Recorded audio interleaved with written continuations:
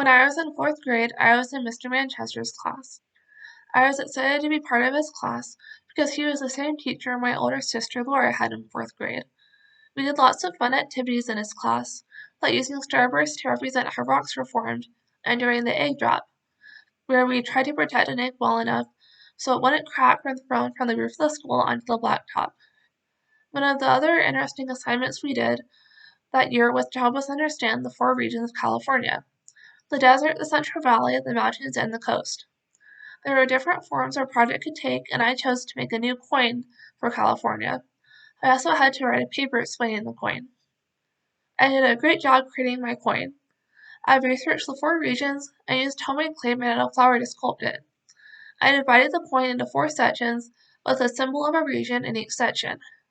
For instance, for the desert, I made a Joshua tree, because my family and I had been camping in the area named after the cactus. I started on my coin weeks before the project was due and had it fully ready on time. The paper was another story. I kept telling myself I would start it that night, but was always so tired after soccer practice and other homework that all I had energy to do afterward was to read one of my books. It finally got to the night before the paper was due. I kept procrastinating even that night. I had only written a couple of reports before, and the longest one was a 4-paragraph report on my favorite animal, the panda.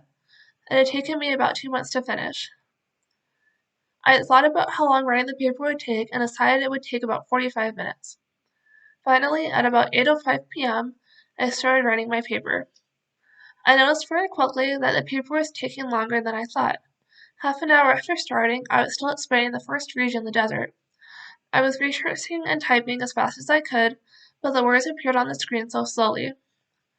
At about 9 o'clock, my mom came in to see how I was doing. I was embarrassed, but I said that I was still working on a paper that was due tomorrow. My mom was disappointed in me, but has always been supportive, and she promised to stay up with me until I was done so she could help me edit it. At about 12 o'clock, I was done writing my paper. My mom read it, and she gave me suggestions, and I made the changes. At about 12:30, my mom and I finally went to bed. I had only stayed up that late a handful of times before, usually on New Year's Eve. I was exhausted the next morning, but I've probably turned in my coin with my paper.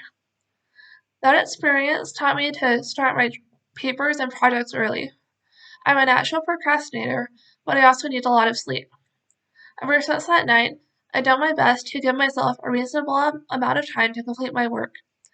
I try to write a rough draft of a paper at least a week before it's due, so I have enough time to do my best work on it. Even though it's difficult to make myself start my projects early, at least me getting better grades, it helps me get enough sleep.